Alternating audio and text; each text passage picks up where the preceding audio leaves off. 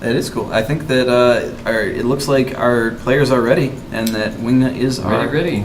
All right. Good luck. Oops. All right, I'm taking your advice. Good luck. Have fun. GG. We're gonna win. Oh, get it in there. Yeah. Hooray. If you hear that clickety clack, it is the DOS keyboards, and they are just awesome. They are pretty cool. We both have acquired our own, and we definitely recommend that you do the same, as they are very pretty. I have the red switches. And I have the browns. Yep, it makes my wife happy, as she doesn't have to hear my clickety clack too loud, but I still get to enjoy my nice keyboard. That's right. But in the bottom right-hand corner of Whirlwind, coming out for Team Gravity wearing the purple trunks, it is going to be Fiasco. And in the top right corner, representing Young Money, Cash Money, Billionaires, one of their captains, it is Guitar Cheese. So Guitar Cheese, I mean, just the way he handled that last game was absolutely fantastic. I mean, he got the scout in there, and he saw what was happening, reacted. He's like, fine, I can lose my natural. I'm okay with that, and just let it roll. And this is going to be the score of 1-0 in favor of Ymcmb, as you can see by our beautiful little parallelogram thingies in the That's right.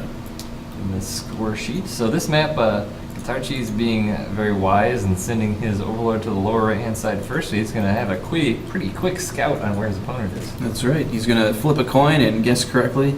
It's a three-sided coin that he is flipping. Well, you could always flip a coin, pick one, and then flip a coin with the winner of the first flip and the second flip, and have a. I don't think that works. I mean, Yeah, you can do it that working. way. It's just not equal chances to all the things. Well, I don't know. I'm not a stats guy. At any I'm rate. not a math guy, period. I don't even. What is stats? So both these players saving up banks to get their naturals. Guitar Cheese puts his down already, and it looks like there goes the probe from Fiasco to put his down as well. Right at 16, rallying that 16 probe out there, so he's actually going to be. He could have put it down a little bit sooner, but pretty darn close there. He only has 50 minerals extra. But the downside for Fiasco is he doesn't get to scout his opponent, so the risky thing here is if there's an early pool going down, he's just kind of flipping that coin, as you said. Mm-hmm.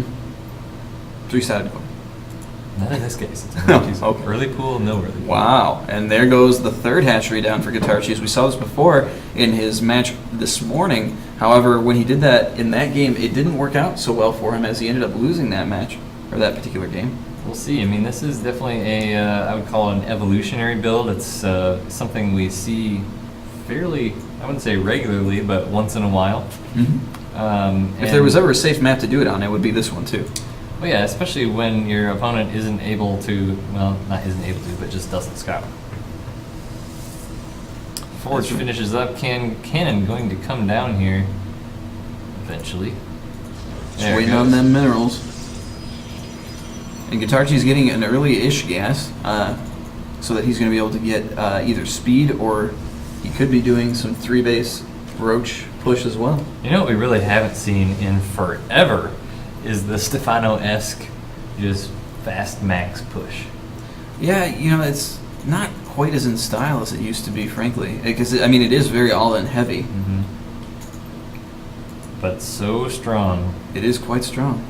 And we'll just have to see what, I mean, the Overlord of Guitar Cheese in here, so he does see that there's a mining base here. He's not sure exactly what kind of tech is coming out, but at least he knows where his opponent is. If we check out Fiasco, he doesn't have a clue where his opponent is, besides the trajectory that Overlord came in on, which, if he was paying attention, could be a good indication.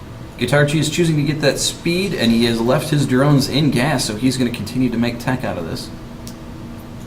Roach Height has been pretty popular, but we've seen Swarm Host out of Guitar Cheese, so I definitely would not put that past him. And if you, I think is that the game you were talking about when he got the Swarm House out, but he didn't the ZVZ, but he didn't really have a way to get him anywhere. So we didn't really employ the Nidus Network, but man, the Nidus Network Swarm Host play at the Grandmaster level is definitely a force to be reckoned with. It's a lot of fun to watch, that's for sure. Mm-hmm. Robotics facility going down now. It is not in vision. But Guitar Cheese does poke in there with an Overlord, and he is able to see that 2 gas are going down at the natural of his opponent. Yep, that Stargate is going. Stargate and Robo. And we do have a Baneling Nest coming down now as well, so it looks like he may be gearing up for some Baneling type aggression. He definitely intends to use them at some point, otherwise he wouldn't get it. One thing we certainly have not seen is that air toss play that we saw a lot in the games leading up to the round of 8. No, we definitely have not seen that. I'd be curious to see how well it would work in this environment, but it doesn't look like that's what we're going to be seeing. We're going to be seeing more of, looks like Void Rays and Gateways. Yeah, but it's pretty similar. I mean, there is a Void Ray coming out. The big opening play of it, especially with the 3 base coming down, is to get like 4 Void Rays and Mothership Core and just go snipe a base. Mm-hmm. Oh, but Fiasco's getting an Immortal here. He doesn't have any sentries, and this Baneling bust is gearing up for Guitar Cheese. Wow, so, and he's supply locked, so he lost an Overlord with that Void Ray, even prismatically aligned, so it took that Overlord out extra fast. Mm-hmm. But here comes the bust. And oh, look at that, they're hiding in the trees, how it's cute. 16 Banelings in production. That's a lot of Banelings, but... It is a lot of Banelings. That's going to bust right through that wall. There are no sentries here. Oh, but the Void Ray sees it, so he has pre-warning of it coming, but there's not a lot he can do. Baneling's going to come in and blow up that Zealot. Oh, but a lot of Banelings spent on that Zealot and Pylon. Yes. Cannon goes down, and that does supply block Fiasco. And Baneling's in the mineral line there, getting into the middle. And so many probes killed.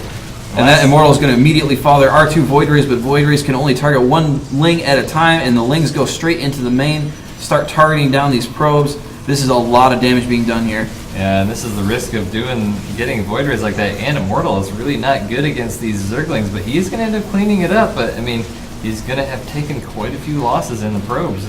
You know, Immortal's not that good against Ling. And Guitar Cheese is just trying to press this advantage that he's got. Gateway he tried to put down at the natural ramp was not able to go down because Lings, and they will get it down this time, though. Great timing, too, because those Lings wanted in with a vengeance, but so many sentries now, so he's going to be able to force field this off. Yep, so that is going to stave off the bleeding that had happened previously. 24 probes killed, though. That is a lot.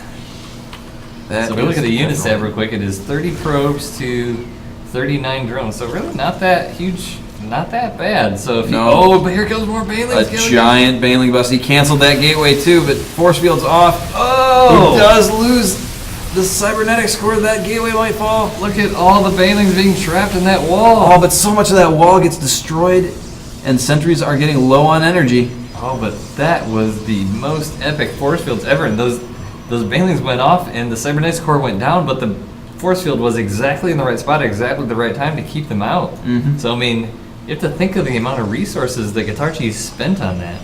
But he's continuing to make Zerglings. He's getting layer behind this as well, but the majority of his resources are going into this push. Look at units lost. It's double. Units lost for Guitar Cheese, almost 4,200 to the 2,000-ish of Fiasco. So, I mean, Fiasco is trading buildings for units right now. Yeah, which can go in your favor. He does have that Cybernetics core back up already. The gateway is going down again, and more sentries are being made. So he is expecting another run like the last one. So, I mean, the question is, do we see the Muta switch here once this layer finishes? And if so, I mean, Fiasco is going to have to sense it out real quick. And, you know, he's going now with the Robotics Bay here. So if that Muta switch does happen when this layer finishes, which we'll see, Colossus are going to be a tough choice. Yep, but it doesn't look like he's going that route just yet. He is putting down a Hydralisk Den as soon as that Queen gets out of the way.